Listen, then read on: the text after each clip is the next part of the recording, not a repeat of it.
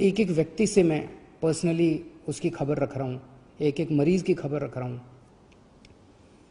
जो मरीज़ ठीक होके जा रहे हैं उन मरीजों को हम कह रहे हैं कि प्लाज्मा डोनेट करो।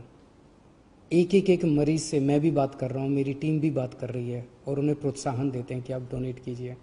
मुझे बहुत खुशी है कि सब लोग आगे आके दूसरों की जान बचाना चाहते हैं।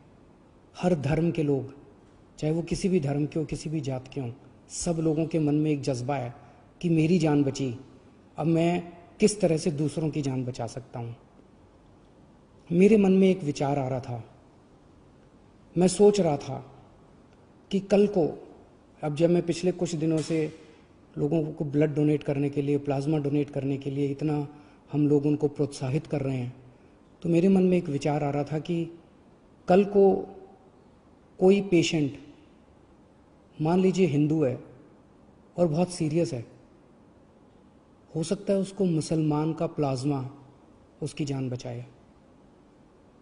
मान लीजिए कोई पेशेंट मुसलमान है, बहुत सीरियस है, हो सकता है किसी हिंदू का प्लाज्मा, हिंदू के शरीर का प्लाज्मा उसकी जान बचाए। भगवान ने जब धरती बनाई थी तो उसने तो इंसान बनाए थे। हर इंसान की दो आँखें हैं, एक जैसा शरीर है, लाल रंग का खून है, उसी किस्म का प्लाज्मा है। भगवान ने तो हमारे बीच में कोई दीवार पैदा नहीं की। भगवान ने तो किसी किस्म के ये धर्म वो धर्म हमारे बीच में किसी किस्म की खाई पैदा नहीं की। ये तो सब हम ही लोगों ने की हुई है। कोरोना होता है तो सबको होता है ना, कोरोना तो हिंदू को भी होता है, कोरोना तो मुसलमान को भी होता है। और आपके शरीर का प्लाज्मा जब बचाता है तो वो हिंदू का प्लाज्मा भी दूसरे को बचाता है, मुसलमान का प्लाज्मा भी बचाता है। हिंदू का प्लाज्मा मुसलमान को भी बचाता है, मुसलमान का प्लाज्मा हिंदू को भी बचाता है। तो फिर ये दीवारें हम लोगों ने आपस में क्यों पैदा की हुई हैं? कम से कम ये कोरोना की बीमारी से हम ये सीख तो ले सकते हैं।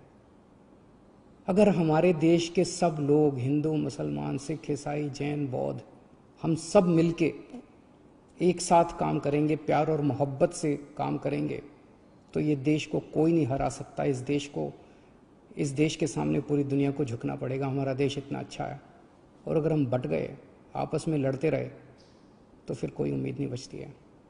तो मुझे लगता है इससे हमें ये सबक लेना चाहिए। अगर आपके मन में कभी भी कोई दुर्भावना आती है किसी दूसरे धर्म के व्यक्ति के प्रति, तो ये सोच लेना कि हो सकता है उसका